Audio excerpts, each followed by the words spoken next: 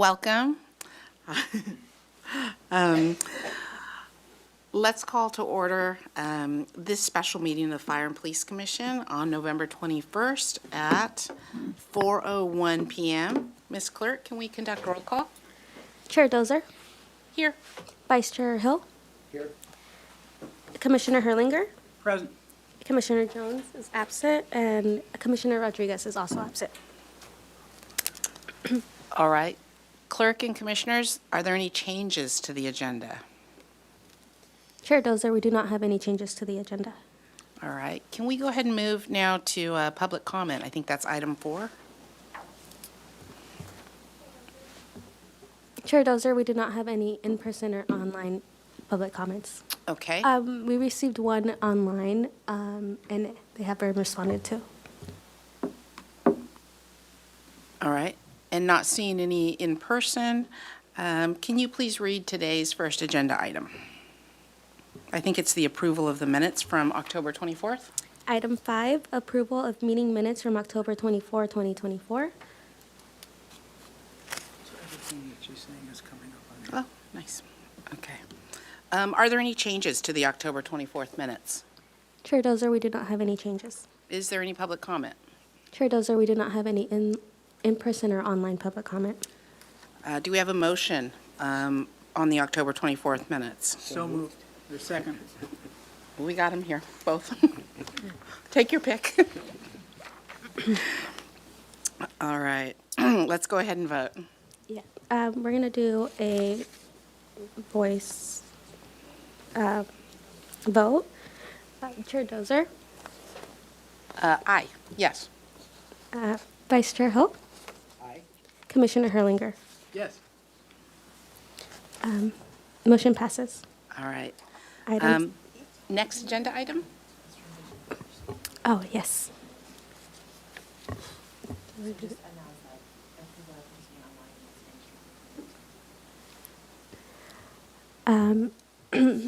La comisión tiene una aplicación que se llama Wordly. Si gustan descargar la aplicación para tener acceso a esta reunión en español, la información está en las pantallas.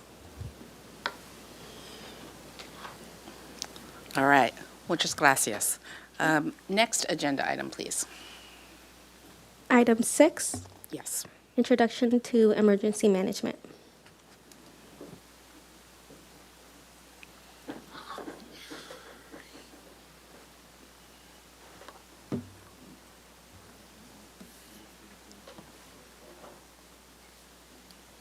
Do you want me to put this on yours? Yes. No. You can? I was not. Just go to your. I wasn't because I didn't have a little, I can't wear a hearing thing. Chair Dozer, members of the commission. Hi, my name is Chris Males. I'm the fire chief. I just wanted to give just a brief introduction. Today we're going to be discussing the Office of Emergency Services for the City of Santa Barbara.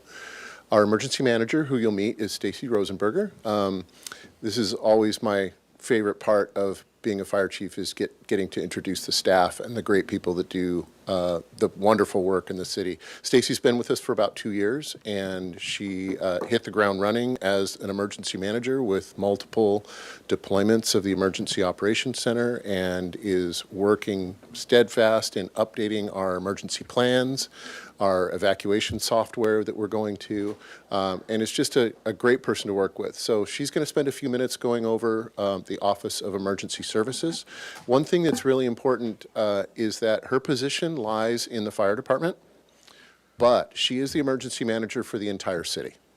So really she could reside in any department, and she works, although she works under me, she really has equal access to all the department heads in the city of Santa Barbara because of the gravity of providing emergency services to the city of Santa Barbara. So with that, I'll introduce you to Stacy and let her take the helm.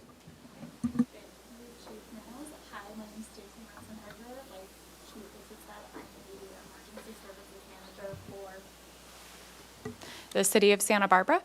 And we are a small but mighty division within the fire department. It is myself and then Liliana Encinas within my division. And she is also pulled towards a lot of public education for fire. So very small division, but we do a lot. So when you think about emergency management or emergency response, some of the first things you might think of are our first responders, our fire, our law, our ambulance providers, even our public works that are out dealing with the impacts when we have an emergency or large-scale disaster.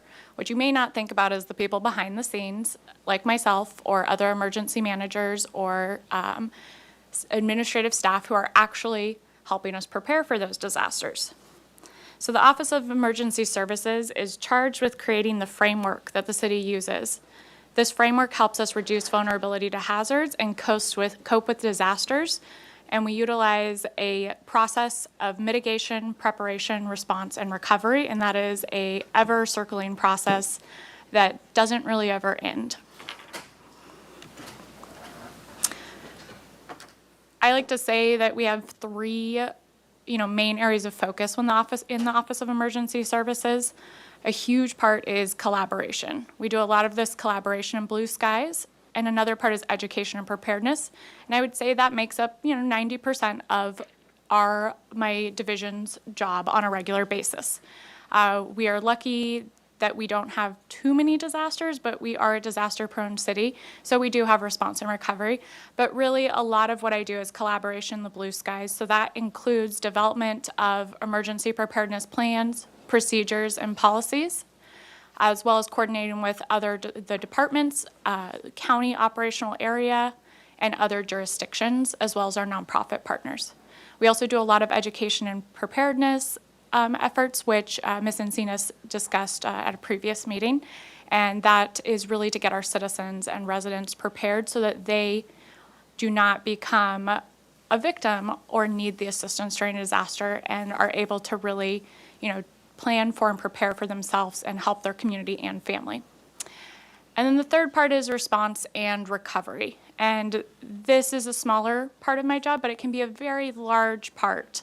And it's probably the part that most people think of when they think of emergency management or emergency services, is that response and then how we recover following a disaster. I just want to give you an idea of what emergency operations plans or emergency plans we have within the city, and this is just a small amount, and we're constantly updating, adding more, and refining these plans. We have an overarching emergency operations plan, which is due for an update in the next little bit. But that really looks at everything, that looks at our whole city, all of our hazards we may have, and how we are going to respond as a city. That can be found on the Office of Emergency Services webpage. We also have a local hazard mitigation plan. This is a countywide effort, with each city having its own annex, and we work on this about every 5 years and do an update to that plan.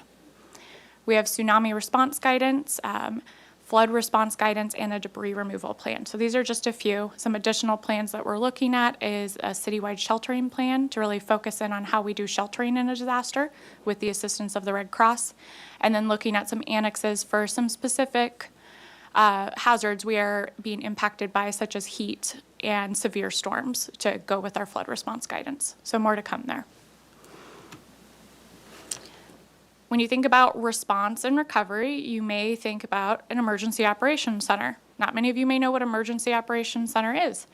Our emergency operations center is located at Station 1 for the city, and then the county of Santa Barbara also has an emergency operations center, which is up on Cathedral Oaks. These are separate. We do not necessarily always open at the same time, but we do work and collaborate very closely together when we are open and when we are not open. But what does our Emergency Operations Center do, or what does it do? It's really there to coordinate and support. Those are the two words I think of when I open our Emergency Operations Center, is how are we going to coordinate and support our staff that are responding in the field, as well as our community members. We gather a lot of information and coordinate and validate that information to then be able to send that out to the public. Public information is a huge part of our Emergency Operations Center, and we have a great PIO cadre that comes in that are involved even before our EOC or Emergency Operations Center is open, and are there even following that to provide information to the public. The EOC is very ensures that we implement our local emergency plans and that we're really thinking of all the things. So for example, our first responders may be out responding and doing search and rescue, and the EOC may be thinking about where are we going to shelter these individuals? What are we going to need for recovery? How are we going to help them recover following this disaster? We also manage resources within the EOC, so that could be needed resources within the field. It could be housing for staff that may be stuck here or maybe on standby. It could also be resources that might be need to clear a road, and we work with the other jurisdictions, county, state, and federal, to get those resources as needed. And then we report up to the county and state. If we are not doing that, the county is coming down and knocking and asking what's going on. So we want to continue to provide them information, and then they provide information to us as well. So when does the EOC activate? So in the last 2 years, the EOC has activated about 5 times, and it's all been for severe storms at this point in time. That's how many times our city EOC has activated. County EOC has activated many more times. And sometimes when they are activated, I will go up to the county EOC so that we still continue that link, even if it's not necessarily something impacting the city right at this time. But the EOC can activate for natural, technological, intentional, or even planned events. So natural could be earthquake, flooding, tsunami. Technological, that could be a utility outage, such as a large-scale PSPS, communications outage like we saw with a fire in Buellton. Intentional could be cybersecurity and active shooters in support of our law branch, or a terrorist event. And our planned events are really anything that is bringing a large amount of individuals into the community. How do we activate? The EOC activates when the Director of Emergency Services, who is our city administrator or designee, can request the activation. This isn't a decision made in a vacuum. Fire and police chiefs are involved in that decision, along with recommendations from myself. There's a lot of discussion even with other jurisdictions and with the county about levels of activation and what we're all doing. So it is very much a coordinated process and not something made in a vacuum. We also have levels of activation. It's not a when we open the EOC or when the EOC is open, it's not, oh, everyone is there. We can be flexible and nimble and have different levels of staffing. So we have a level 3, which is our minimum level of staffing, and that may be where we start for an incoming event like an incoming storm. We may have staff come in, get used to being in the EOC, start gathering that data we need, and it may never go past that. But we could have a storm that comes in larger, or we could have a fire, and we may have to upgrade to a level 2 or a level 1. But we can always go back down, and we can always change our staffing position within the EOC. So this allows us to have the right people in the room at the right time. This is just to give you a little picture of our city EOC staffing org chart. There's about 40 positions on there, so that's a lot of city staff time when we open the EOC. This org chart also shows the full, if we were at a level 1 activation, and it could even be a little bit larger than that if it was a really large disaster. The EOC is staffed by city workers, seen as everyone is a disaster service worker, and all of those staff get training. We're actually going to be doing some refresher training this next month for all of our city staff that are in the EOC, and this just gives them a chance to get used to being back in the EOC because it's not their everyday job. We break it into different sections: management, operations, planning, logistics, and finance, and every department is represented within the EOC in some way or shape. In California, we use what's called the Standardized Emergency Management System, or SIMS, and this really focuses on the fact that all disasters are local. All of our disasters start in the field, and we're not expecting the federal government to come in and take everything over, or the state to come in and take everything over. All disasters are local. So this graphic shows you how information can move up to the federal government, as well as how resources can be requested. So if, for example, we needed equipment or staffing in our field, such as fire, law, public works is requesting that, they would then set that up to the EOC or local government, the city. We would look and see if we could fill that. We would then go to our operational area or the county EOC, ask them if they could fill it. They'd look within our county, reach out to other jurisdictions like Goleta, Carpinteria, Santa Maria.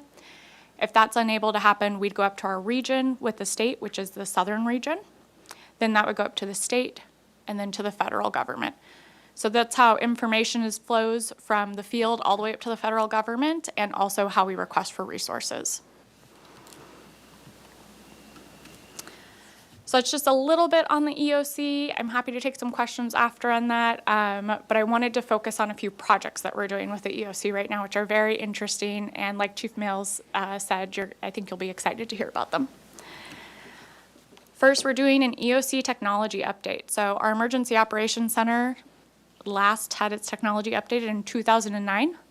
Our Emergency Operations Center is what we call a cold EOC, meaning it is a conference room that when the EOC is activated, we have to pull out laptops and set everything up. It's used for many other things within the city and within the fire department.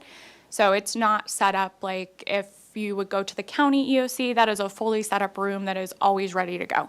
So there's a little bit of lead time to get us set up, but we're normally pretty good about that. But for technology-wise, we're replacing projectors and screens, getting new displays, a lot more capability to communicate and show different information between different areas of our Emergency Operations Center, increasing our teleconferencing capabilities, which allows us to have more staff in the EOC who can be partially remote, and then staff that are actually in the room, and then getting some new laptops as well.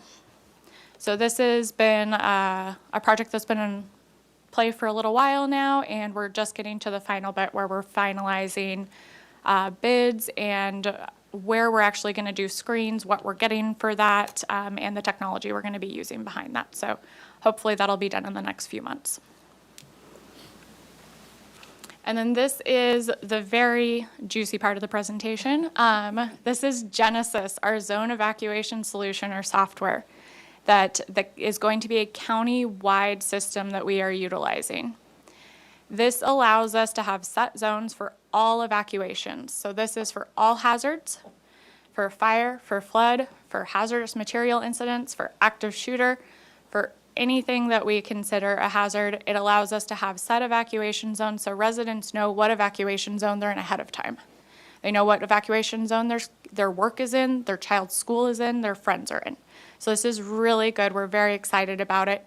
And like I said, it's going to be a county-wide system that we're hoping to bring online spring 2025. We're in the process of defining these zones right now through a interdepartmental process within the city, as well as working closely with our surrounding jurisdictions such as County, Montecito, Goleta. So this is going to take us it's going to allow us to really hone in on certain neighborhoods and create and do evacuations much more targeted, so they're not really large areas. And it also provides us with a great mapping system that will be able to easily see, residents will easily be able to see these evacuations, as well as other information like location of sandbag stations, where the shelter is going to be, maybe if we have a temporary evacuation point, things like that. The picture on the slide gives you, it's not of Santa Barbara, it's actually of Tulare. This gives you an idea of what some of those zones may look like. Many of us are used to seeing maybe our reverse 911 zones or the zones we saw during the Thomas Fire debris flow. They're those long zones that go a huge part of the county or city. These are not going to look like that. These are very targeted down to small blocks, even a few blocks in some areas, as well as looking at current housing we have there or even planned housing, so that we're looking at areas that are going to maybe be more individuals there that might take a little bit longer to evacuate. Also creating exclusions for schools and healthcare facilities so that we're able to either keep them there or do evacuation specifically for that zone as well. One thing that Genesis is not going to do, it's not going to replace our Ready SBC alerts. Those are still our main alerting system for the county, and it's really going to work in tandem with that. So as we do evacuations right now, when we do them, we're identifying the streets, and then we have to have our GIS staff draw where that zone is. That then has to go up to county. They have to put that into the Ready SBC alert system and then send the alert up. Now that we will have these set zones, we will skip that step of drawing those evacuation areas, and those will already be in the Ready SBC alert system, which will allow us to have faster alerting for evacuations. And it also provides an interactive map for the public. Genesis Protect, which is the name of this, the solution, provides the ability for residents to download an app they can have this on their phone, and it will also be linked on multiple different web pages, including the Ready SBC. We'll be doing a lot of countywide public education on this as we roll this out, encouraging people to know what zone they live in, know where their children's school, where their family member zones are, so that they really have a good education of this, and doing a lot of information, especially when we utilize this system for the first time. And then I want to just leave you with a slide I always like to have. It's just encouraging yourself and anyone maybe listening, watching, to start preparing now. Make sure you have a plan. If you have a plan, review it. Build a kit or check your kit. Food and water does go bad. Make sure you have medication and that you're also thinking about your pets. Be informed. If you're not already signed up for alerts, please sign up for alerts at readysbc.org. And then if you're interested, get some training. We provide a lot of great emergency preparedness training, from CERT to LISTOS to just basic disaster education and fire safety. And we are willing to work with a variety of groups to provide that in multiple languages. So thank you. And I'll take any questions. You know what? Before we launch into questions, let me just ask, is there any public comment? Chair Dozer, we do not have any in-person or online public comment for this item. All right, perfect. Let's launch into questions or comments, commissioners. I think the old school way, just jump in. I'll jump in. Thank you. I'm sorry I'm late. I do have a couple questions, and I'll start with the first one. I'm curious about the how often the emergency operations plan is reviewed. So it's generally reviewed about every 3 years, or dependent on if we have a large disaster. And I will say parts of it may get updated, but it maybe doesn't get a full update in the system for a little bit, just depending on, what else we have going on. But the, sections may be updated at different parts of time, yeah. Right on. Thank you. Does the EOC coordinate with other agencies, like the Red Cross, or in response to all these different emergencies? Yeah, thank you. Yes, we coordinate with a lot of different agencies. The EOC does. We actually, as a city, have an MOU with the American Red Cross, and they are our main shelter provider for when we need to open a shelter within city limits, and we will utilize them for that. We also coordinate with the surrounding jurisdictions, the National Weather Service, nonprofits, you name it, SCE, SoCal Gas, either directly from our EOC or through the county EOC too. Yeah. Thank you. Just two more. Yep. So the slide you showed the tiered levels, like going from the local to the federal level.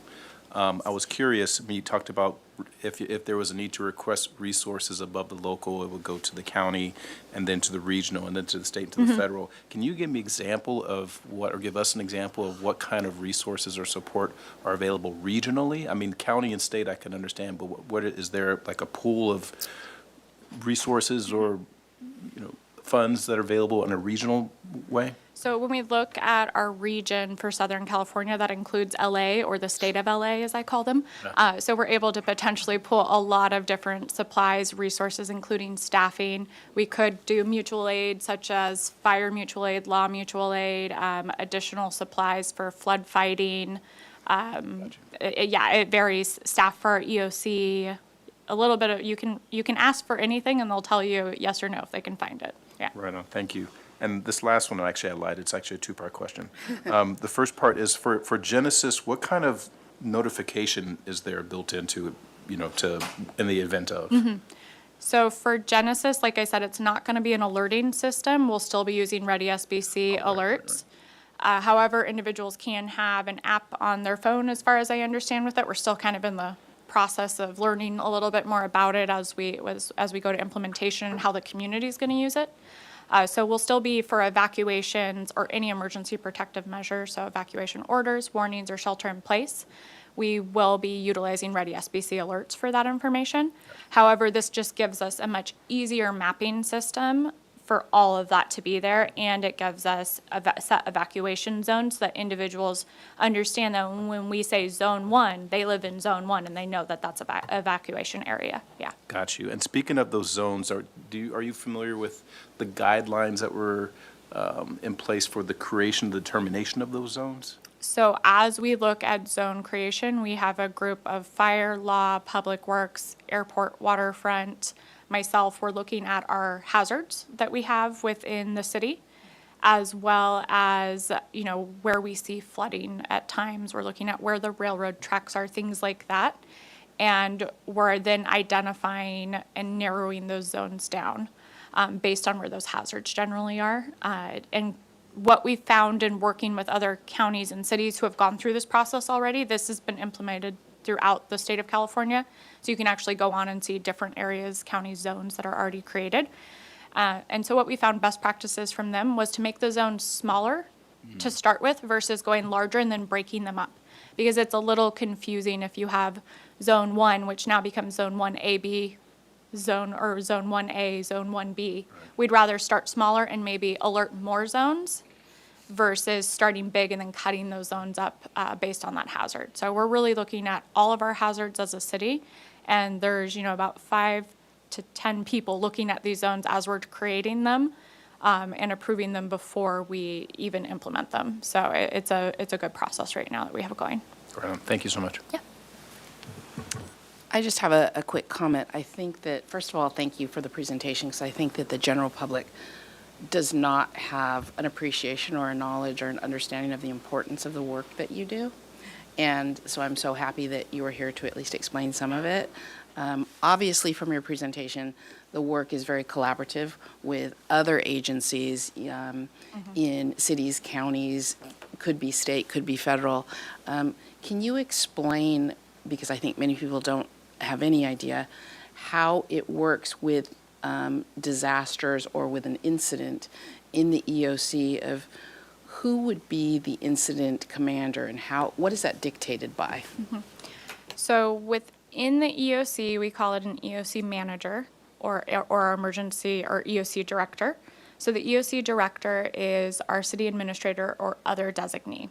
The EOC manager is generally myself, or we have a few other people that are trained. Barbara is actually one of them. She's one of my backups.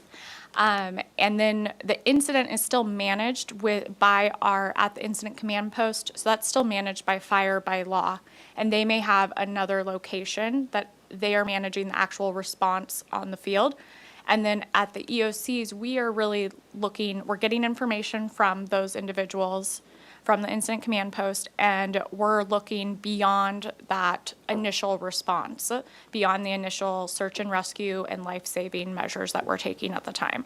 We're looking to what's recovery going to look at. How do we need to do public information? For example, we had during, I think, one of our last storms, we had a lot of individuals driving through flooded areas. We're doing messaging on that because we don't want individuals driving through flooded areas and then getting stuck in their car, or we had manholes coming up, and so we had to put messaging out about that. Or we're looking at sheltering needs and coordinating with county and Red Cross on where that shelter is going to be, and then coordinating with the location on getting that shelter open. So the EOC is looking at more than just that life-saving response. It's going whole picture for the city, and even business continuity of the city as well is discussed at the EOC. So it's a little bit higher than just but the incident response, but a little different than, an incident command post where you have someone from fire or law in charge of that incident response. Thank you. I think that explanation helps a lot of people understand it a little bit better. All right, does anyone else have any questions? Maybe just a follow-up. So I get the sense that the backup support behind the frontline folks who are out there trying to directly deal with the emergency, and you're looking at all the implications of that. Correct, yeah. Support and coordination are the main functions of the EOC and what I really focus on whenever we open. Okay, thank you. Great. Thank you. Thank you very much. Moving on to item 7, addressing unlawful roadside and sidewalk food vending. Thank you.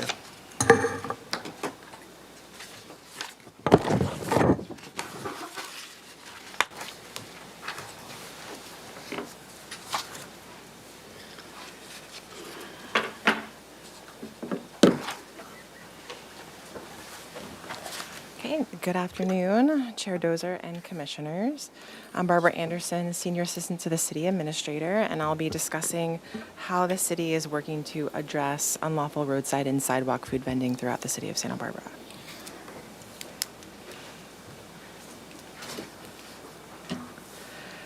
So the city of Santa Barbara updated its sidewalk vending ordinance in March of 2022 to comply with the requirements of state law. SB 946, known as the Safe Sidewalk Vending Act, decriminalized street vending and legalized street vending under certain conditions in the state of California. The law defines sidewalk vendor as a person who sells merchandise or food from a push cart. Thank you, Fire Marshal. As a person who sells merchandise or food from a push cart, stand, display, pedal-driven cart, wagon, showcase, rack, or other non-motorized conveyance on a sidewalk or pedestrian path.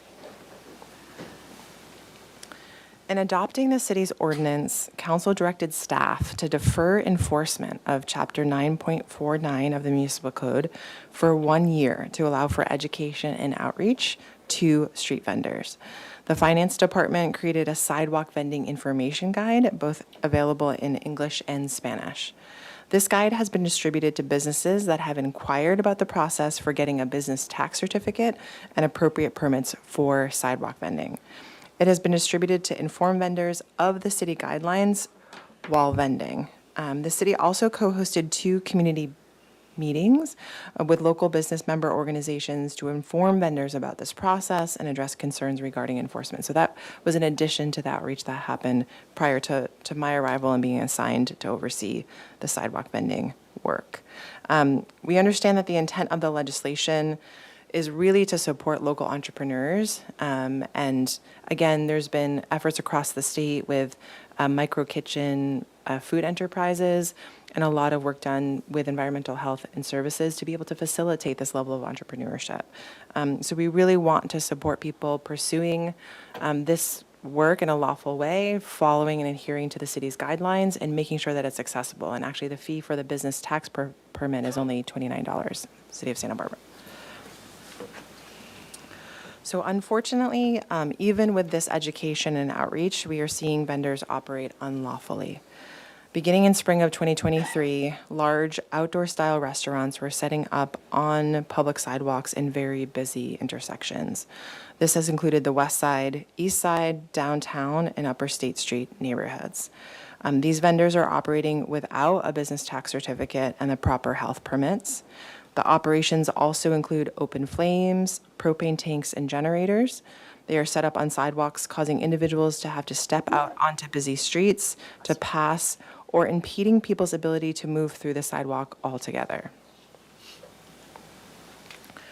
The city works closely with the Public Health Department, and last summer they were a part of our multi-agency vendor enforcement team. We consistently observed and issued notices of violation for the lack of temperature-controlled food storage, lack of proper food handling, and no hand-washing stations. Moreover, the vendors are dumping grease and other materials down storm drains. Our public works team has to clean these drains weekly, but the impacts to our creeks, waterways, and ocean is really significant. These unlawful food vendors are also setting up right next to brick and mortar businesses, negatively impacting their operations and customer sales. Our brick and mortar businesses, along with mobile food truck operators, go through the expense of having to adhere to our city and county guidelines. To have these vendors operating without adherence to any of those laws is of great concern to us in the city administrator's office and all city departments. These unlawful food vendors also do not remit taxes, pay their employees a living wage, nor provide proper conditions for them to work. So the city formed a sidewalk vending task force and vendor enforcement team in May of 2023 in response to receiving a significant number of complaints of street vendors operating unlawfully in Santa Barbara. The enforcement team is facilitated by the city administrator's office and is led by the fire department with collaboration from the Santa Barbara County Department of Public Health. The police department also assigns patrol officers to ensure the safety of this team. The team has deployed a total of 30 times over the last 2 summers, so 14 times last summer, and currently we're on our 16th, we finished our 16th operation this year. And the city's attorney's office prosecutes these violations and has filed 30 food vendor-related cases with a total of 66 defendants. And again, this is specific to violations of the International Fire Code with the open flame and the public right-of-way. That's why the fire department leads these investigations. We really feel as a city that this is the strongest enforcement tool that's available to us. It leads to a misdemeanor citation. The citation includes a notice to appear in court. And the investigation is completed by the fire department and the fire inspector, submitted to the city attorney's office, and our prosecutor files those charges. So right now, enforcement of unlawful street vending is incredibly resource intensive. This is due to the multi-department and multi-agency team approach, as well as the level of staffing that is needed from the fire department and the police department. The city recognizes that more attention is needed to deter these vendors, but we're simply not able to be out there regularly throughout the week, given the other demands on these agencies to respond to other issues and events in the city. We are currently assessing what more is needed, given that this issue is clearly not going away and is becoming even more prevalent and problematic. Most recently, we're collaborating with the county, and specifically Supervisor Joan Hartman's office, to form a multi-agency task force. We recognize the need to be consistent with our approach countywide and implement strong enforcement tools to address unlawful operations. So again, this presentation, a lot of the experiences that the city of Santa Barbara has had over the last 2 years was recently presented to the Santa Barbara County Association of Governments. Again, no jurisdiction has been unimpacted by these unlawful street vendors, and we do feel like more consistency countywide will be helpful in deterring their unlawful behavior. So the fire marshal has joined me this afternoon to answer any questions. And again, our fire inspector team, and I will say the fire department in general, the police department, we also have city staff that serve as bilingual translators to support the team in making sure that we're language accessible. It's just really been, I will say, an incredible effort given the other assignments and other pressing issues that all of these departments are dealing with. So we're open to any questions the commissioners might have. Let me start quickly. Any public comment on this agenda item? Chair Dozer, we do have an in-person comment. B. Molina, please approach your podium. Thank you. Good afternoon. Hello. My name is B. Molina, and I'm representing, the East Side Milpas Business Association. We are an organization that's fairly new, but we have been around since the Milpas Community Association. So we're technically about 18 years old. We are also the group that puts up the Christmas lights and the roundabout, so that we are very active with that community. I actually prepared a two-page comment, which I will leave with you. But having seen this presentation and having been kidnapped by a couple of businesses who asked me to say a couple other comments that were not in my presentation, I want to talk about a couple of things. First, I want to commend Barbara. I've been involved in this with her in addressing this issue, but this has become a really horrible issue for the East Side and actually the West Side, but I can only speak for the East Side because those are the people I'm here to represent. But I have met with the Goleta. I've met and worked with the city, the county there. I have met with Carpinteria. I have met with Ventura, and I have worked and met with the Camarillo. So this is not, and we recognize this is not a problem unique to Santa Barbara. But for some reason, East Side is impacted far worse than any of the other communities we have. I don't know why they love to, or they think their people are all hungry on the East Side and they want to come and eat there. Well, the impact of what's been happening there has been devastating to us because our businesses are hurting. We put lights on every year, and it's funded by the businesses. This year, the businesses are not giving us much money because 2 of them are about to close. So the ramification of what the business that's been taken away from the restaurants to these vendors is dramatic. It's not a little percentage, and it's been going on for 2 years. Most of the businesses in that area cannot maintain their business much longer if we don't do something about the vendors. The second thing is you have to understand these restaurants hire the local people, and it's a local family. So it's not just the restaurant people that are being impacted. We have families that are pretty impacted in the east side. So it's a ramification that people are not actually addressing in terms of what's happening to the community. And that's of a major concern to us. The businesses have been trying to do everything they can to stay in business, but they resent that they have to obey all the safety codes, all of the licensing permits, every regulation, and these vendors don't even have to meet one regulation. They don't have to be licensed. There's no health reviews. There's no health department coming in and dropping in to see what the condition of the food is, but it's happening at the restaurants. And so you understand people feel the inequity and are taking it very personally now, is if the city is demanding the restaurants to adhere, and we're not saying that they shouldn't, but if they're going to adhere to a certain standard, why is not everybody being held to that standard? The second thing visibly that everybody's upset about, well, I know there's enforcement that's going on. It's not visible to the community. We don't see a lot of police officers at night. We don't see a lot of fire department. We've made a number of calls, and the response calls to the restaurants, it's not happening or it's being very delayed. We have seen buckets of meat dropped on the floor, and we have pictures. They pick up the meat and they start cutting and serving it. People are eating it. It's just, I mean, it's pretty scary. Now, let me go into another issue. I really want the city to take, Ms. Molina, we actually have time, so if you could just have a wrap-up comment, that would be Okay, helpful. And I'll then just we'll say this leave one, your- then I'll do a wrap-up. Leave your written comments. okay. We need to have some public information go out from the city, and hopefully from this organization, because they're here because people are buying food from them.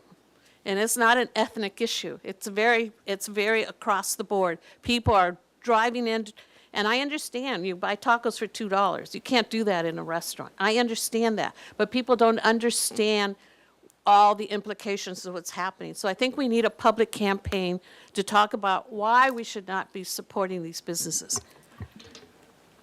To end this, we're in trouble. At least the east side will tell you, we are really in significant economic trouble. And I don't know what we can do and how we're going to address this issue, but we want help, and we're really desperate. And as an organization, to lose 2 restaurants just on Milpas streets is devastating for us. There's several copies. Thank you. Thank you for taking the time to come in here and Sure, share that and with this us. is one of our food vendors who didn't want to talk. Oh, hi, Oscar. There's a lot of anger right now, a lot of anger. Thank you, Ms. Molina. Let's Thank have you. Scott Burns approach the podium. Thank you so much.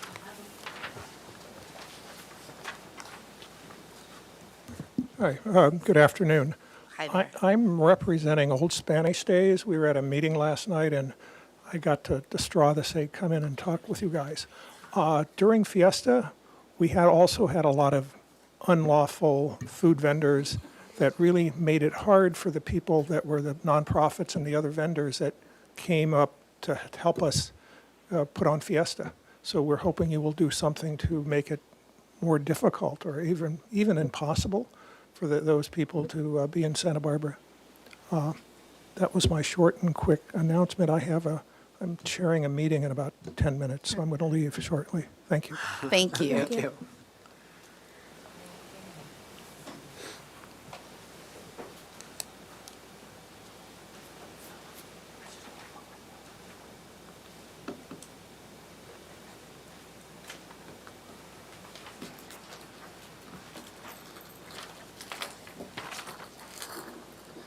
Good evening, folks. My name is Noe Vargas, and I'm also a food truck operator. So we come, we work out of the east side as well. But my comment and frustration that we're facing now as food truck operators, we're licensed. We have everything that is required by the city, by the county, every agency here. The issue that we're having now is I feel like we're being targeted from selling on the public roadway. And right now, we're having an issue where we can't park on the street because a certain business owner has demanded the public works or whoever takes care of the time limit zones. They have changed. It went from 90 minutes to 15 minutes. So now we're being targeted by law enforcement, by parking enforcement to move our truck in order for, I guess, traffic to flow or something like that. So now we're not even being allowed to do business, and it's not for a long period of time. It's only, a short amount of time during lunchtime, where we set up, we do our thing, and, we pack up and leave. Go back, get ready to go for our next, shift or whatever in the evening. So I wanted to see how it's possible for, what they've told me is, okay, you need to move to a different spot. So what about if I move to a different spot? Is that business owner that's in front of that street gonna do the same thing? I don't want your truck in front of my business. Now I'm gonna change the zoning from 90 minute to 15 minute. So how is that fair to us? Where Ms. Molina said earlier, the food vendors, they don't get any inspections, but we go through all these different certifications, with different agencies, and we have to move it along, just like that. It's not something where they come in and say, hey, you know what, we're going to be changing the time limit zone because this or, whatever reason. They just change it because, they feel like they want to. And I've called the city, and what they've told me is that business has more of a say than I do as a business. And I feel like that's kind of unjust because I'm also paying taxes. We're also employing, people in the community. And, the way that my parents came to the country as immigrants, we're building something from scratch.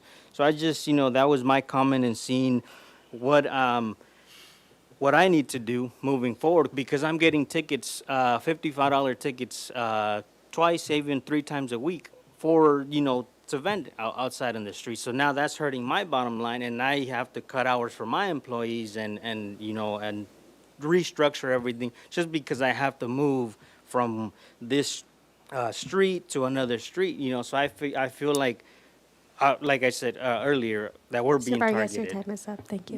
For this, but, thank you for your time, and we hope that we Thank can you do for something sharing. in Thank this- you in for this coming. matter. Thank you. Okay, Chair Dozer, we will move on to online public comment. Let's start with Jesse. Good afternoon. Good afternoon. Good afternoon. I just want to make this real quick. As Barbara Anderson knows, that I have been one of the first people, along with my help, who brought up this with the vendors, illegal vendors, me and Natalia.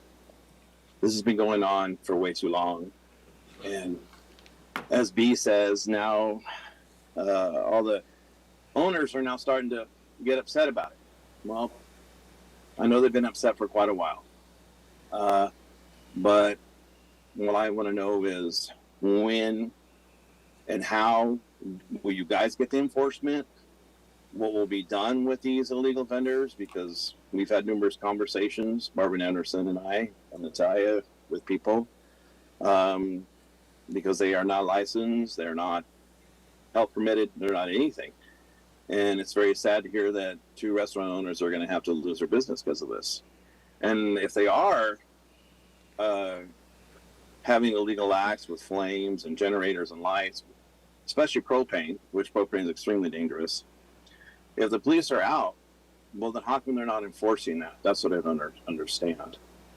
But yes, this has been a horrible situation. It's been gone on too long. And let's just not wait till the weather gets cold and they disappear again, and then they come back in the spring. So I'm kind of curious to see what your guys' action plan is going to be. Thank you. Thank you. Thank you.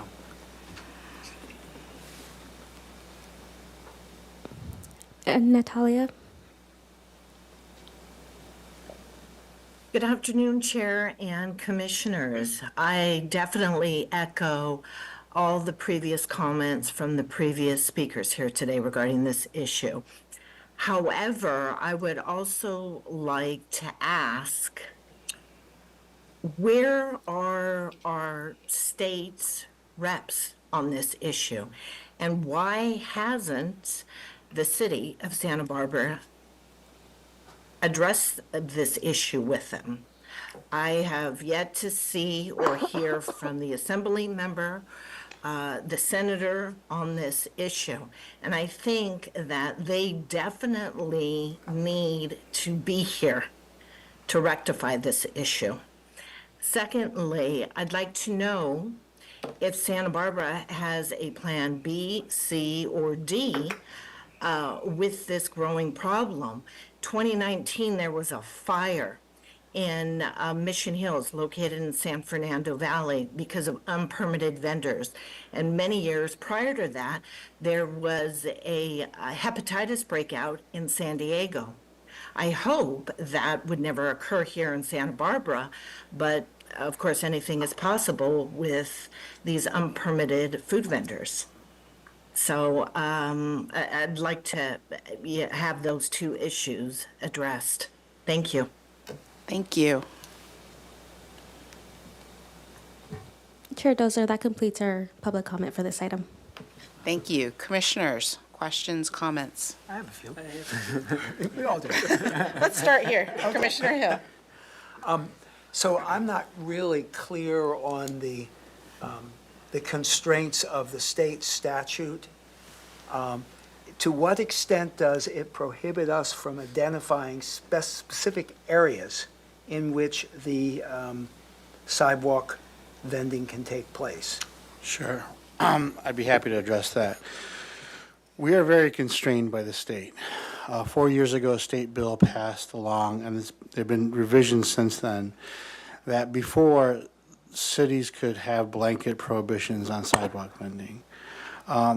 And the state legislature determined that there's an economic opportunity for people. People were forced to be placed underground to try to make a living to do this. And so the state basically preempted cities. They occupied the field in a preemption issue and created state law that says cities, you can only do reasonable time, place, manner restrictions. You can't have regulations or laws that protect brick and mortar businesses for economic interests. You can't have blanket prohibitions. Mainly your prohibitions should be dependent not on economic advantage, but on safety. We've developed an ordinance to do that. We do not have, I think there's a misnomer, we do not have, some cities do, but we do not have a permitting system. We have what's called a business tax certificate. It's $25 any business can get. We are also not, in terms of the police department and recognizing that, we cannot criminally enforce someone vending. The state law prohibits us from doing so. We can only issue, potentially administrative citations. And you don't have police departments going around issuing administrative citations. It also would seem coercive to do so. So you have that prohibition. You have within our state law, you can protect certain events, like a park, if they have concession stands, farmers market. Now state law is amending state fairs within a certain distance. And also the city does not have a health department. So when you see operators without a food permit, that is not in the purview of the Santa Barbara city and its jurisdiction. That's a county issue. So we have no permits. You can't enforce on that, and you can't enforce on food permits because we are not a regulatory agency. We do not have a health and safety department here in the city regarding that. What you have seen, what Barbara put on there, is people who are not defined as vendors, people who are not the issues or the cases where you have people who are not vending or using by a push cart, but people who are setting up tables and have open flames. And that's where you see the enforcement on that. That's outside of those, and those are safety issues where we are able to prosecute under the International Fire Code and stuff like that. Anything in violation in terms of Muni Code, we have regulations in terms of, certain distances between each other, or not, parking on an angle, or making sure, they have trash receptacles, all that issues. But those violations itself, again, are administrative citations. They cannot be charged an infraction or a misdemeanor. What you have seen is where you have the serious issues of open flames, everything else that we have prosecuted, because that goes beyond just the act of vending. You have basically what amounts to sometimes as an outdoor restaurant. So we are very limited. We are definitely limited and encouraged to limit our police department in doing so because of what the state law is, because they have occupied that field. So, there's nothing in the books prohibiting vendors from accumulating a geographic area if they want. If they find one more desirable in terms of more business, they get more business opportunities, just like any business. We can't prevent that as a city. We're very limited per state statute, and that all changed 5 years ago on that issue. Thank you, that's a really good overview, but I'm wondering whether people are getting creative. And I think that the city can get creative too, in analyzing the places and ways in which the limitations that we have can be used to protect certain egregious activities. I understand that if you have open flames, if you have meat lying on, I guess the city can't even enforce if there's meat lying on the ground, they pick it up and brush it off and sell it, because we don't have a health and safety. We're not a health and safety department, no. We wouldn't have jurisdiction on that. We have jurisdiction if they're selling illegal items, stuff like that. We can certainly do that. I guess State law poison meat is not illegal. Yeah, but correct. So does county health not join in to enforce this kind of activity? I think Barbara can speak to that Chair issue. Dozer, they do. They do. And so they joined our team last summer. We seek voluntary compliance after a notice of violation, so we confiscated food, is what public health, kind of in their course of enforcement, can follow, but that's voluntary compliance. They can't force someone to discard the food that is not of appropriate temperature, nor has it been handled appropriately. Those notice of violations, I will say, again, much like the attorney John Doimus mentioned, did not have the strongest enforcement tool mechanism that we thought a violation of the fire code did. So last summer, they joined us almost in every single detail. This summer, because of the volatility, and I will say just the environment that we are now working in as an enforcement team, there's customers that get really upset, volatile, they're recording us. The vendor operators are also becoming really defiant. We want to try to get in and out of those circumstances as quickly as possible. So the public health department has been completely informed of every enforcement operation that we have. They've been informing us when they do, in turn, do their own operations and the impact of that. But we haven't been operating together because it takes quite a bit of time. And usually last summer, we would only be able to do enforcement on 1 or 2 vendor operations. This summer, we're able to hit as many as 4 in one evening with the citations without them being there. So they know this. We've communicated this publicly. We've kind of made this mutual agreement, but we can bring them and engage them at any time. So there's been circumstances during the day that people are violating the environmental health and safety code. They'll come out with their team and do enforcement without us. And they'll join us again at any point as well. So it's been a nice partnership. We've just been, trying to really maximize the time that we have out there with the team this summer to get as many and engage as many unlawful vendors as possible. Ask a couple follow-ups on that. Just first off, in general, how large is the team? So the team includes a fire inspector, 1 or 2 patrol officers, usually myself, and then a city staff bilingual translator. So we have up to 5 people at any time. So you have yeah. police enforcement capabilities there, but they're mostly for your protection. It is for our protection, yeah. We have them, when we're getting, oftentimes, and the fire marshal can speak to this, false identification, they help us run a query on that. They also help us run license plate numbers. So we've been able to tie back registered vans and vehicles that they transport the food and equipment in back to main operators out of Los Angeles. Okay, and that's where I'm going with this. There's so many questions, and there's so many people to ask the questions. Keep going. Okay. The individuals who are, let's call them the itinerant sidewalk vendors, because they're not necessarily from our community, they're coming into this community, targeting a particular area, and they are probably all employees of somebody else who is not present there in most instances. This speaks to a regional rather than a local problem. Yeah, you can speak to that.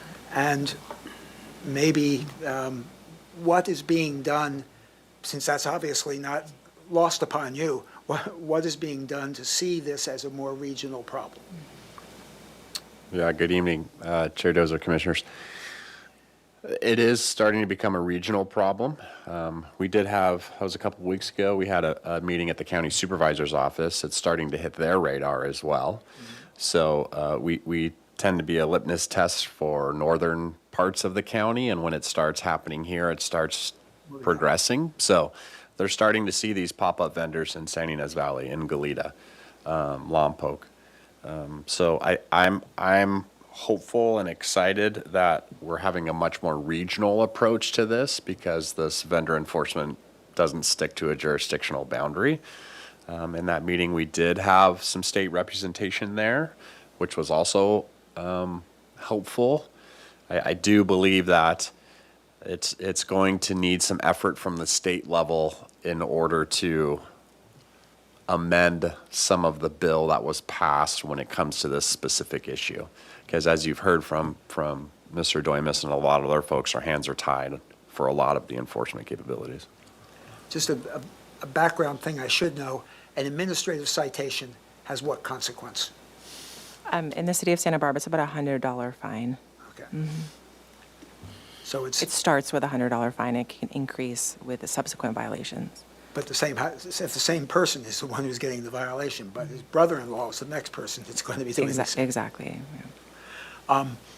Okay, I'll pass for the time being, let somebody else ask some questions. Okay, well, you answered a lot of my questions from Gary, but when if you go and a citation is issued, does the vendor close down at that point, or what happens at that point?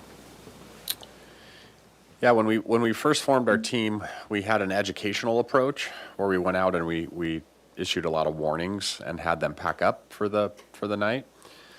We discovered that that was somewhat effective, and then all of a sudden it wasn't. And a half an hour later, they'd be somewhere else in town. Or the next night, they would be somewhere else in town. And with our limited capabilities of an enforcement team all getting together at the same time, we were chasing our tail all over the city. So what happens now is we issue a citation, we witness them pack up and leave for the night. A lot of the times that's packing up and they're waiting for their ride to come pick them up. A lot of these folks are from out of the area, especially the greater LA area. So as soon as that citation is issued, we watch them physically leave the area and pack up for the night. Okay.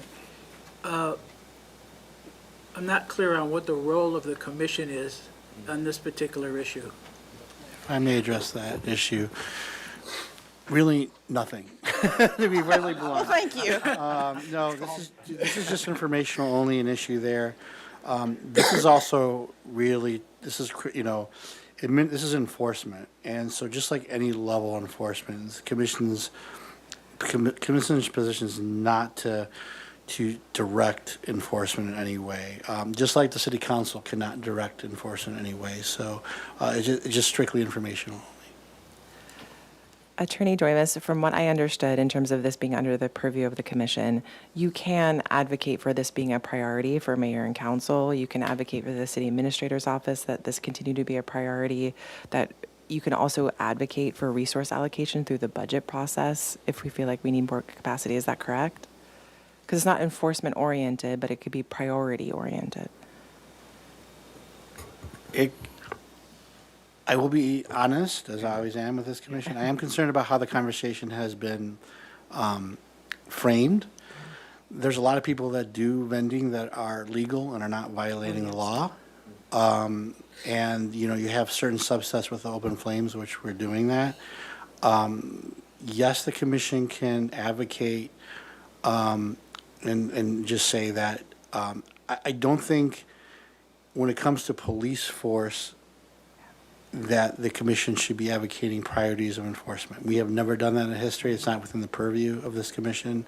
Again, we're also talking about, and you've done criminal citations. That's not the role of this commission to get involved in the criminal justice system of employees. But as far as in terms of administratively, we're handling in terms of advocating budgets, the commission can so do so. Thank you. I completely agree with that clarification, yeah. I'm going to have to ask a question for my own clarification, if nothing else. It seems to me that a problem is being presented. Vice Chair Holt, do you mind speaking into the mic for our audio? I am sorry. It seems to me that a problem is being presented. I'm not suggesting methods of enforcement.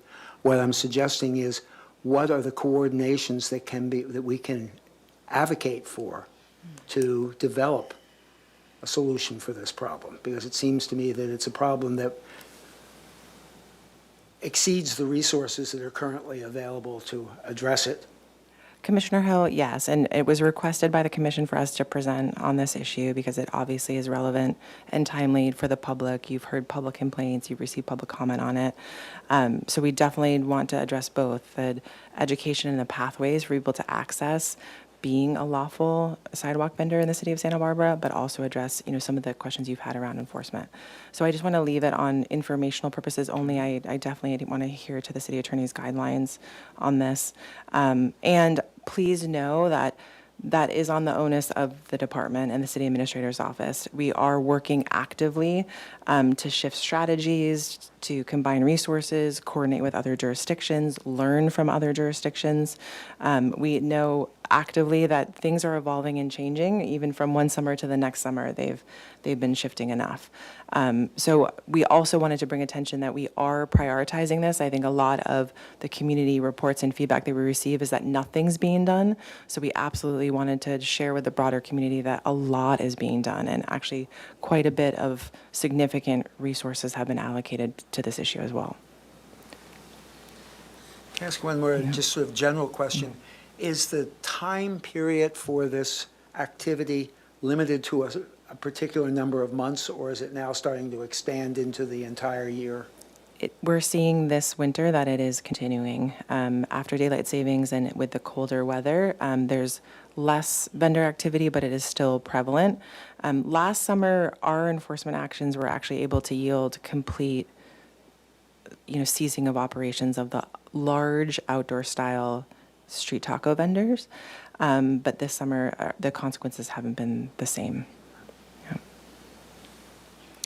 Well, I think that this is an incredibly important topic, and I think that it affects not only our city, but our community, and on a wider level, lots of communities, environmentally, our businesses, people that are jumping through all the required hoops. And it's a danger, the food, and so much of it is problematic. And I hear you, John Doimus, that our hands are tied. But my question is there, if you know, is there any movement by our state legislators to amend the mistake they made with the law when they amended it to begin with? Chair Dozer, we've had quite a bit of engagement with Assemblymember Hart's office and Senator Monique Lamone's office. So Senator Lamone voted in favor of the legislation. Assemblymember Hart wasn't in his position yet. So the intent of the law, as Assistant City Attorney John Doimus is saying, is very much there. It's intact, and they feel very very strict about keeping that in place. I think what we're hearing from Senator Lamone's office is that there's other laws that they're violating that can be enforced, which is what we're doing in the city of Santa Barbara. Other cities are not doing that.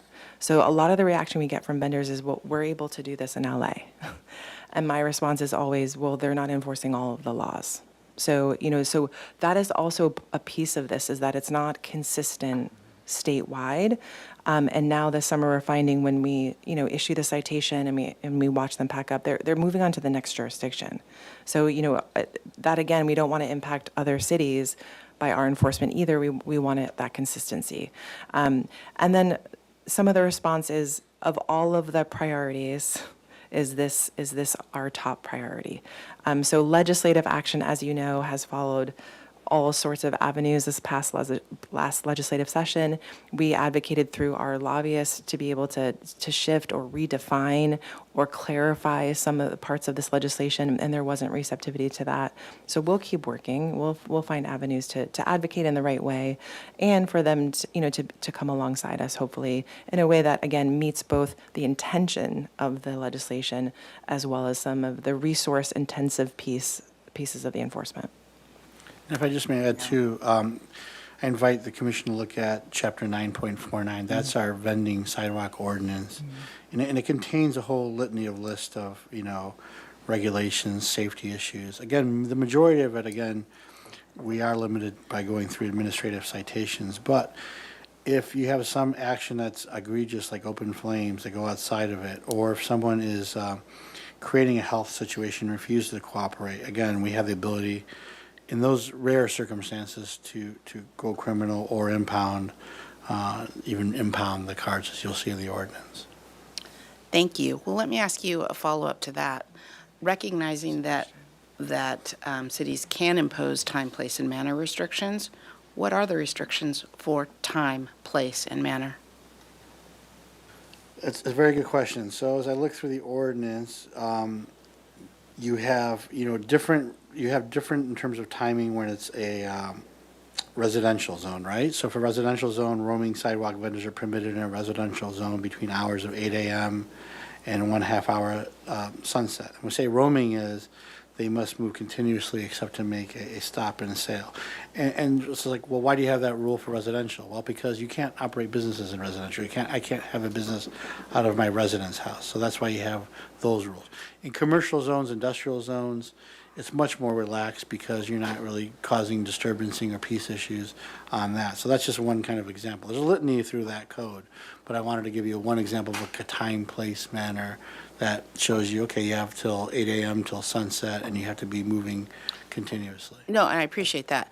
A lot of the complaints that we are receiving and we're seeing are from residences and neighborhoods where this is being disregarded. And so I'm curious, are you the same people that tried to track those people down that are selling food at, midnight in neighborhoods, near parks? Yes. So there's been a handful of sites that have seen repeated vendors setting up, and Barbara is well aware of those. And we are too, a little bit, as we're out and about in our daily activities. Those are the areas that we actually target when we get our whole team together to go and either, well, it was warned in the beginning, but now it's to issue citations. And you are correct in that one day we might issue a citation to one person, and the next day it could be the same equipment, same operator, different person, different citation. So it seems to be a revolving circle. Or a different form of identification? Correct. Yeah. Well, I think we all appreciate your efforts, and unfortunately, I think your hands are a bit tied. But my final question would be, recognizing that certainly there are lots of priorities that everyone is dealing with from fire and from the city and law enforcement and health. With this particular issue, it does sound like you don't have the resources, though, and besides your hands being tied behind your back, you got one foot up, too. So I'm just curious, is that a true statement that you lack the ability to enforce this more because you don't have enough resources, that you guys are working as a team? I would say the short answer is yes. Okay. It's a problem that's growing, that we did get a lot of traction on for a little while, almost to the point of eliminating vendors for a summer, as Ms. Anderson said. But again, it doesn't take much for the momentum to regain in the city of these vendors, and all of a sudden, what we saw was nothing is now multiple times multiple, and our enforcement team has not changed, but the amount of vendors can fluctuate to a point where it's hard to keep up with the amount of time that's truly necessary to make it a zero vending operation.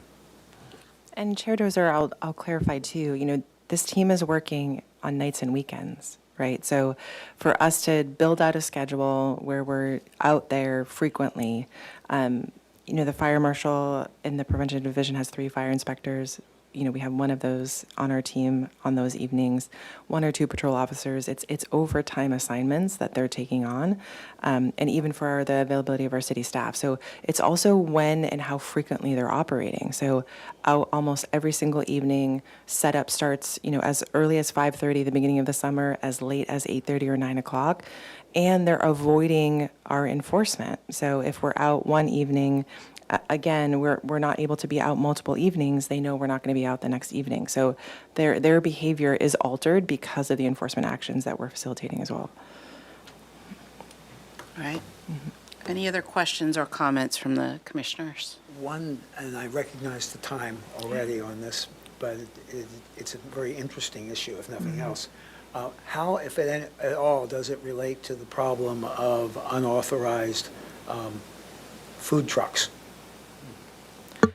And City Attorney John Dominguez can address this as well. We're actually working on a vending from vehicles ordinance to allow and designate places where mobile food truck operators can operate lawfully, as well as limiting some of the areas that have been, impacted in negative ways already. But go ahead, Mr. Dominguez. Sure. We have currently in the ordinance, we have an unenforceable ordinance that prohibits vending, or any kind of vending, doesn't just have to be food, from vehicles in the streets. That ordinance is unenforceable. As a case came out 25 years ago called Barajas versus City Anaheim, that said the vehicle code preempts cities and they cannot create blanket bans on vending from vehicles. Just like sidewalk vendings, those cities can do time, place, manner restrictions. We do have an ordinance hopefully coming in the beginning of the new year with that won't have a blanket ban, that will have time, place, manner restrictions on vending, just similar to sidewalk, within a certain distance from a school zone, so kids aren't running out in the street, having our certain hours of operation, operating responsibly, not causing nuisance, trash, stuff like that. But separate from that, I did hear the public comments, separate from that, even if you are vending, you still must follow the vehicles or the parking regulations and vehicles. So if you can't vend from a red zone, right? You can't, if there's a certain time limit.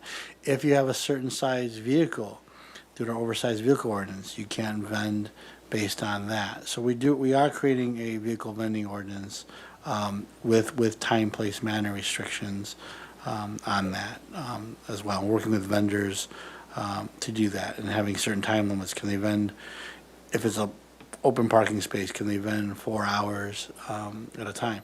What you can't do is you can't have a vending ordinance that says if you're running a food item, let's say hamburger truck, and you're parking in front of a hamburger restaurant, that you can't do that. No, that would be illegal because you can't, again, that's not, time, place, manners based on usually health and safety, not economic interests. Recognizing we have another item on our agenda, I'll stop asking questions here. I actually would be interested in the commission exploring making a public comment on this item. I would lean to Attorney Dominguez to be able to clarify that. Yeah. Commission can make any, per our Because it's agenda an item, agenda. we're allowed to make any public comment on that. Yes, you can make one. I would like to meet with at least the commissioners or do this offline to formalize a public comment on this issue. That we can't do. That would be a Brown Act violation. No, not all of them, not all of them, not all of them. No Brown Act violation. Perhaps 2 by 2s. Can the motion be to draft a public statement with a chair and vice chair? Yeah. You can't do 2 by 2s because that would be a Brown Act, because eventually they'd all would see the message. You can have 2 to present to the entire commission separately. All right. So, I would like to make that motion. Do it with me? and we'll- Yeah. I would like to make that motion that the chair and the vice chair work together on drafting a public comment to share with the other commissioners. Second. Let's go ahead and vote. Chair Dozer, Aye. Vice Chair Hill, Aye. Commissioner Herlinger, Aye. Commissioner Jones. Aye. Motion passes. Good, that's a good start. All right, well, thank you. Thank you for coming and giving us your input and comment, and thank you, commissioners, for your thoughtful comments. Let's move on. I believe we're on agenda item 8. Item 8, update on commission work plan.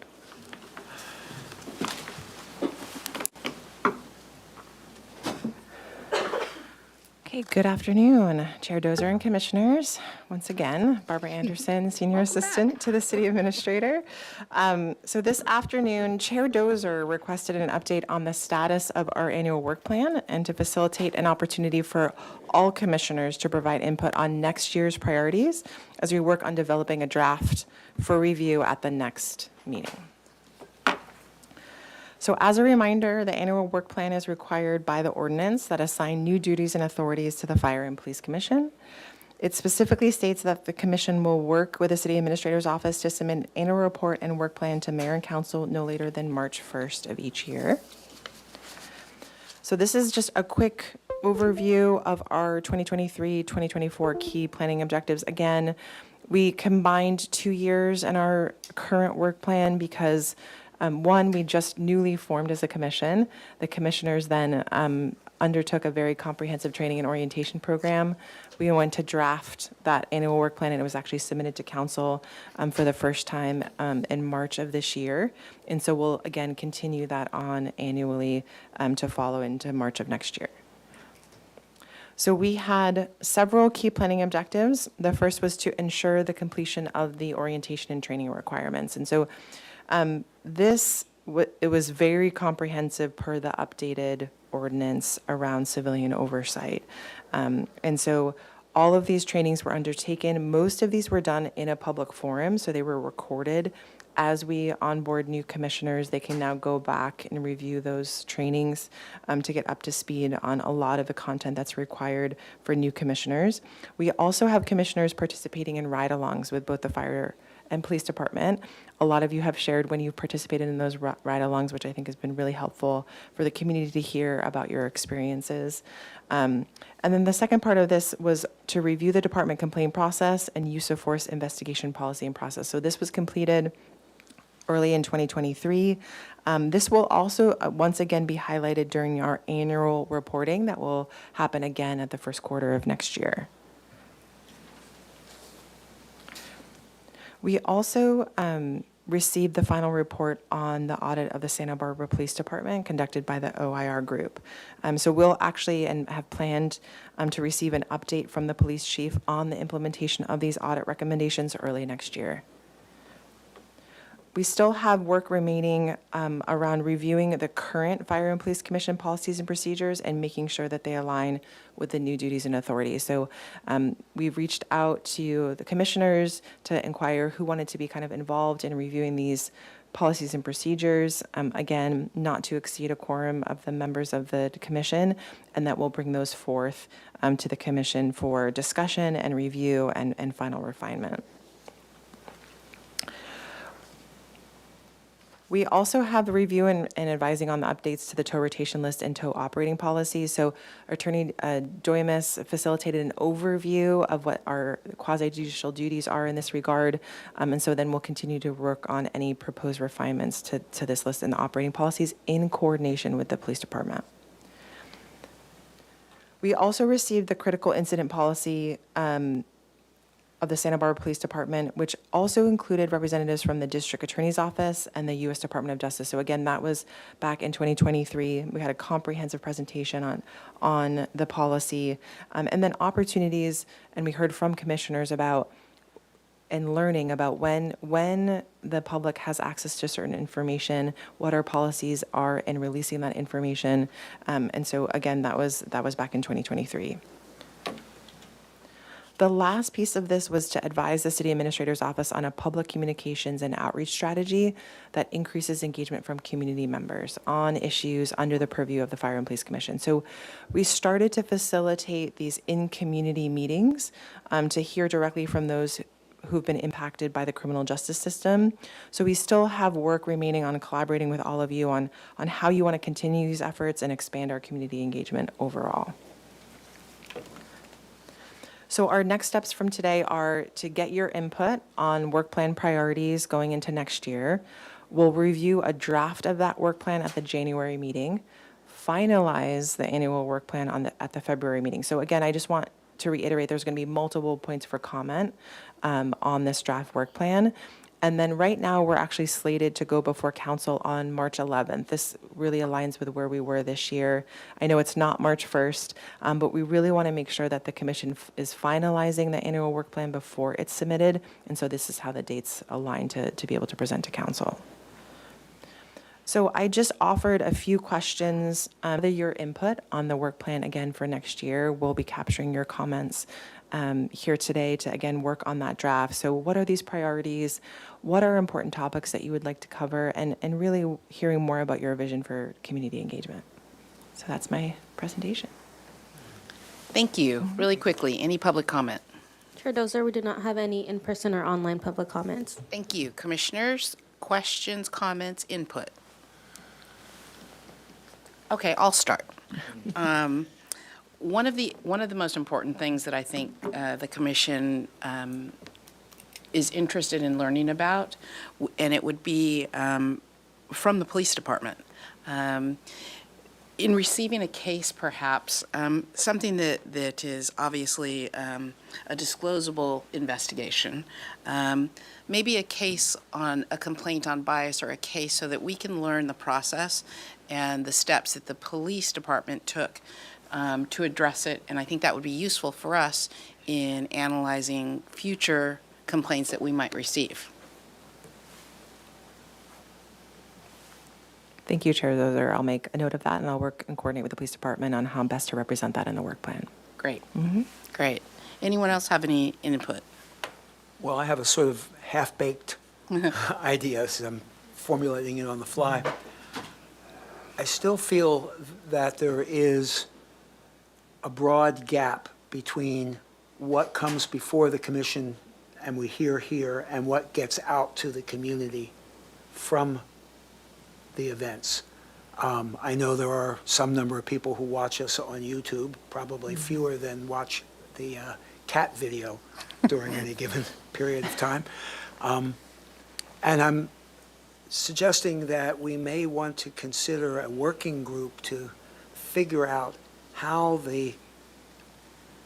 our ability to make public comments on issues can be facilitated in a way that's useful for the public at large. Certainly, we heard here tonight a fair amount of public concern on an issue, and also heard the significant limitations on our ability to actually do anything that would be considered suggesting enforcement or priorities, but not our ability to make public comment. And I think that we need to do that in a wise fashion rather than just off the top of our heads. So I would suggest a working group to consider how the information that is presented to us is available to the public. Can we reach back further with the PowerPoints that are presented? I know that some of them are online, but probably the entire first year is not online. And how the commission can, consistent with the Brown Act, work to come up with ideas for the entire commission to consider for a public comment on a particular issue. I certainly hear that this issue that we dealt with tonight on the sidewalk vending is something that needs public engagement at a different level. One person suggested it would be nice if the people in the community understood that when they buy these cheap tacos, what they're doing. And maybe that's, as an example, the kind of expression that could be made from this commission. So Commissioner Hill, what I'm hearing from you is just more in-depth training and understanding of how to exercise your authority on making public statements on behalf of the commission and having those be pertinent to topics that are being presented to the commission. Brilliantly restated, thank you. We can do that. Any other comments, commissioners? Oh, I would encourage us to have these meetings out in the community. yes. I think those were successful meetings and good for us and good for the community. Commissioner Herlinger, thank you so much for bringing that up. So currently, we do have limitations on being able to record, video record and live stream those meetings as they are in other community event and community center locations. We also, again, need to make sure consistently that we address accessibility for folks to be able to participate in those meeting locations. So we're happy to continue to do that. We've been able to accommodate at certain locations video recording, but it does take a lot of resources for us to do that. So I think as I work and continue to work with the chair and vice chair on our agenda planning, we can really talk about proposing to engage folks directly. Again, a lot of the priority I heard from you is people that have been impacted by the criminal justice system, neighborhoods in particular that might not be as familiar of the work with the Fire and Police Commission, and how we can work to expand that understanding and that level of engagement. So we can definitely bring that back and facilitate that as part of our agenda planning for next year. Thank you. I think in a similar vein, as we're considering ways in which we can be engaged with the community and bridge the gap as liaisons as per our charge, I wonder also if we can consider ways in which we want to be out in the community, as Dan just said, but we can also further our publicity and awareness to invite more community members here as well. So they're not mutually exclusive, but they're actually potentially kind of supporting and reinforcing one another towards that longer term goal of, having more community engagement. Absolutely. Thank you for that.